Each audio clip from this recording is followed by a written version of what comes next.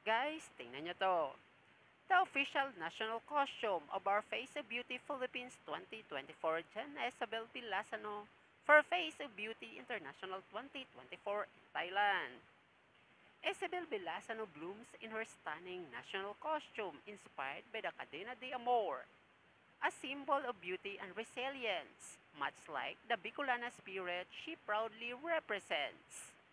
Crafted from abaca fiber and dyed in a vibrant shade of pink, this masterpiece reflects both tradition and hope, reminding us that truly kulay rosas ang bukas.